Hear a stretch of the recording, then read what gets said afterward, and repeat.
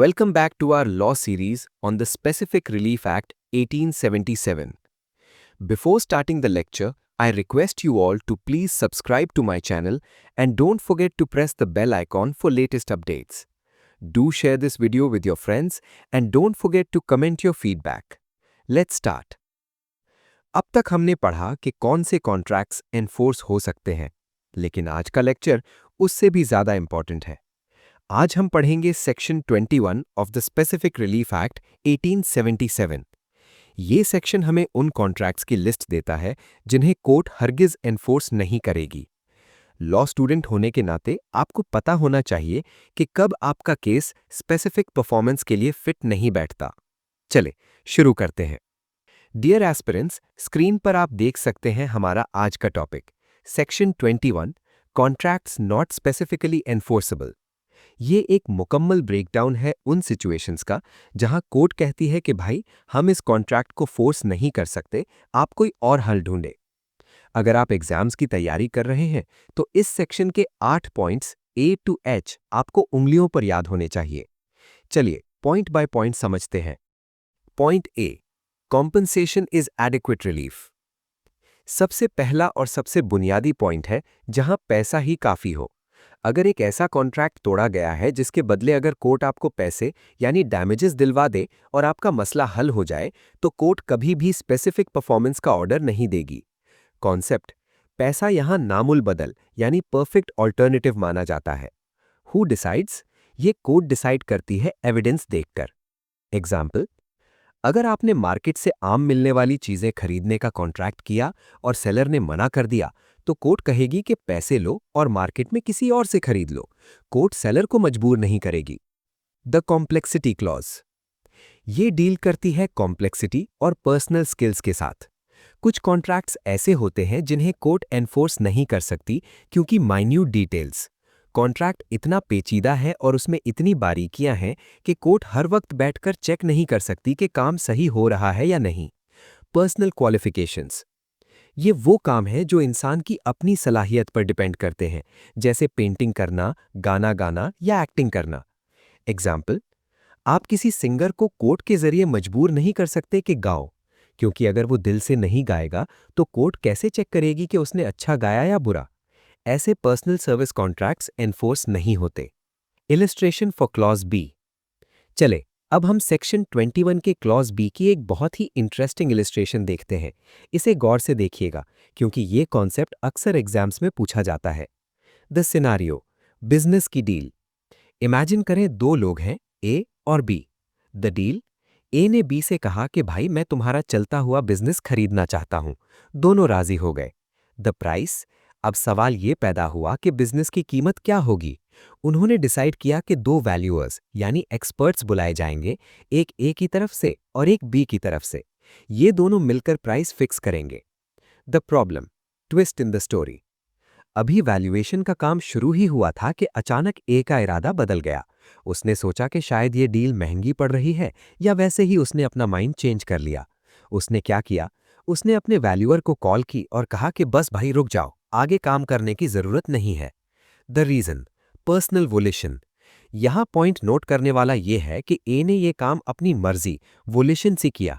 किसी ने उसे मजबूर नहीं किया, बस उसका अपना मूड बदल गया और उसने प्रोसेस को बीच में ही रोक दिया। सिंपल वर्ड्स में, अगर कोई कॉन्ट्रैक्ट ऐसी सिचुएशन पर डिपेंड करता हो जो किसी की पर्सनल चॉइस या मर्जी पर हो, जैसे यहां वैल्यूअर को रोक देना, तो लॉ उसे स्पेसिफिकली एनफोर्स नहीं करा सकता। आई होप ये एग्जाम्पल आपको क्लियर हो गई होगी। Uncertain terms. डियर एस्पिरेंट्स, यहां पर जो पॉइंट है वो बहुत लॉजिकल है। अगर कॉन्ट्रैक्ट की टर्म्स ही वाजे नहीं हैं तो कोर्ट क्या एनफोर्स करेगी?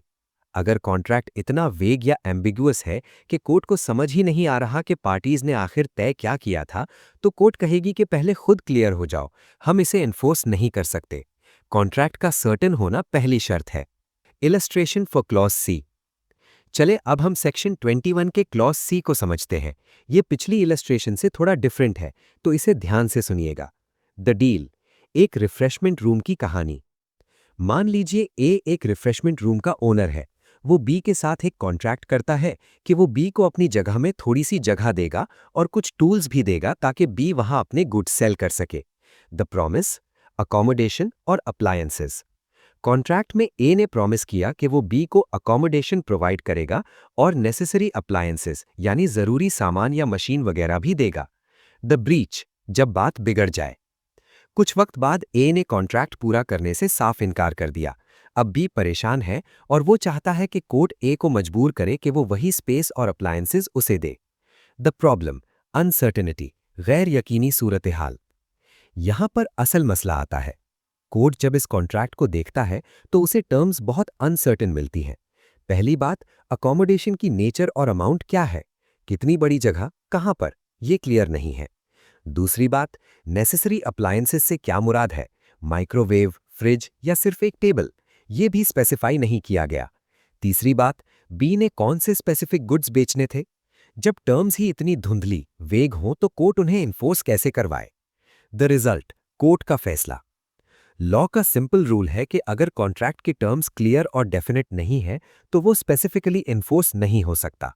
तो इस केस में बी का सिर्फ एक ही रास्ता बचता है, सूट फॉर कॉम्पनसेशन, यानी बी सिर्फ अपने नुकसान का हर्जाना, डैमेजेस मांग सकता है, लेकिन वो ए को वो जगह देने पर मजबूर नहीं कर सकता। आई होप ये पॉइंट सबको क्लियर है। Revocable contracts. रिवोकेबल का मतलब है वो कॉन्ट्रैक्ट जो कोई भी पार्टी किसी भी वक्त खत्म कर सके। सोचिए, अगर कोर्ट ऑर्डर दे दे कि कॉन्ट्रैक्ट पूरा करो, लेकिन कॉन्ट्रैक्ट में लिखा हो कि ए जब चाहे इसे खत्म कर सकता है, तो कोर्ट के ऑर्डर के अगले ही मिनट ए कॉन्ट्रैक्ट खत्म कर देगा। कोर्ट का वक्त जाया हुआ ना। इसीलिए कोर्ट ऐसे कॉन्ट्रैक्ट्स में हाथ ही नहीं डालती जो अपनी नेचर में ही टेम्पररी या रिवोकेबल हो। Point A, breach of trust bye trustees. ये डील करती है ट्रस्टीज के साथ। ट्रस्टीज पर एक बड़ी जिम्मेदारी होती है कि वो ट्रस्ट के रूल्स के मुताबिक काम करें। अगर कोई ट्रस्टी अपनी पावर्स से बाहर जाकर कॉन्ट्रैक्ट करता है या ट्रस्ट के रूल्स तोड़ता है, तो कोर्ट ऐसे कॉन्ट्रैक्ट को कभी एनफोर्स नहीं करेगी, क्योंकि ये बेनिफिशियरीज के साथ नाइंसाफी होगी। लॉ हमेशा ट्रस्ट की हिफाजत करता है। Ultra vires contracts by corporations. बिल्कुल ट्रस्टीज की तरह ही कंपनीज और कॉरपोरेशंस की भी एक लिमिट होती है जो उनके मेमोरेंडम में लिखी होती है। रूल, अगर कोई कंपनी अपने मकसद यानी ऑब्जेक्ट क्लॉज से बाहर जाकर कॉन्ट्रैक्ट करे तो उसे अल्ट्रा वायर्स कहते हैं। एग्जाम्पल, एक रेलवे कंपनी ने कॉन्ट्रैक्ट किया कि वो कॉटन मिल बनाएगी। अब कॉटन मिल बनाना रेलवे का काम नहीं है। कोर्ट कहेगी कि ये कंपनी की पावर्स से बाहर है, इसीलिए ये कॉन्ट्रैक्ट एनफोर्स नहीं हो सकता। स्टे इन योर लेन वाला रूल यहां अप्लाई होता है। Continuous duty greater than 3 years. ये कोर्ट की अपनी सहूलत का पॉइंट है। कोर्ट कहती है कि हम ऐसी सुपरविजन नहीं कर सकते जो सालों साल चले। द लिमिट, अगर कॉन्ट्रैक्ट की परफॉर्मेंस में ऐसी कंटिन्यूअस ड्यूटी है जो 3 साल से ज्यादा का वक्त मांगती है, तो कोर्ट इनकार कर देगी। एग्जाम्पल, आपने कॉन्ट्रैक्ट किया कि आप 21 साल तक रेलवे ट्रैक्स की रिपेयर करेंगे। कोर्ट कहेगी, भाई हम 21 साल तक चेक करने नहीं आ सकते कि आपने नट बोल्ट सही लगाए या नहीं। 3 साल से ज्यादा की कंटिन्यूअस सुपरविजन कोर्ट के लिए नामुमकिन है। Subject matter non existent. हमारा आखिरी पॉइंट है, सब्जेक्ट मैटर ही खत्म हो गया। अगर कॉन्ट्रैक्ट के वक्त दोनों पार्टीज को लग रहा था कि चीज मौजूद है, लेकिन हकीकत में वो चीज पहले ही तबाह हो चुकी थी, यानी नॉन एग्जिस्टेंट थी, तो कॉन्ट्रैक्ट इन्फोर्स कैसे होगा। एग्जाम्पल, ए ने बी को अपना घोड़ा बेचने का कॉन्ट्रैक्ट किया, लेकिन पता चला कि घोड़ा तो कॉन्ट्रैक्ट होने से 1 घंटा पहले ही मर चुका था। अब मरे हुए घोड़े को तो एनफोर्स नहीं किया जा सकता ना, इसीलिए ये कॉन्ट्रैक्ट खत्म। The arbitration exception, section 21 last part. यहां पर एक छोटा सा लेकिन अहम पॉइंट है। अगर कॉन्ट्रैक्ट में लिखा है कि कोई भी झगड़ा हुआ तो हम आर्बिट्रेटर यानी सालिस के पास जाएंगे, तो आप डायरेक्ट कोर्ट में स्पेसिफिक परफॉर्मेंस का सूट नहीं ला सकते। पहले आपको आर्बिट्रेशन एक्ट के तहत आर्बिट्रेशन में जाना होगा। अगर आपने आर्बिट्रेशन का रास्ता रोका तो कोर्ट आपका सूट बार यानी रोक सकती है। Summary table for revision. Dear aspirants, इस समरी को अच्छी तरह जहन नशीन कर लें। एडिक्वेट रिलीफ, पैसा काफी है। पर्सनल स्किल्स, गाना बजाना painting. Too complex, court supervise नहीं कर सकती। रिवोकेबल, जो टूट सके। अल्ट्रा वायर्स, कंपनी की लिमिट से बाहर। ग्रेटर देन 3 ईयर्स, बहुत लंबा वक्त। नो सब्जेक्ट मैटर, चीज ही नहीं रही। तो आज हमने सेक्शन 21 को मुकम्मल डिटेल में समझा। याद रखें, स्पेसिफिक परफॉर्मेंस एक एक्सेप्शन है, जनरल रूल नहीं। कोर्ट हमेशा देखती है कि क्या वाकई कॉन्ट्रैक्ट को एनफोर्स करना जरूरी है या पैसे से काम चल जाएगा। उम्मीद है आपको सेक्शन 21 के सारे पॉइंट्स क्लियर हो गए होंगे। अगर कोई सवाल है तो नीचे कमेंट बॉक्स में पूछें। आई होप कि आपको ये लेक्चर समझ में आया होगा अगर आपने इस वीडियो को अटेंटिवली सुना है तो। अगर आपको ये वीडियो अच्छी लगी है तो इस वीडियो को लाइक करें, कमेंट करें, वीडियो को शेयर करें और चैनल को ज़रूर सब्सक्राइब करें। Thank you so much for watching this video. Allah हाफिज़।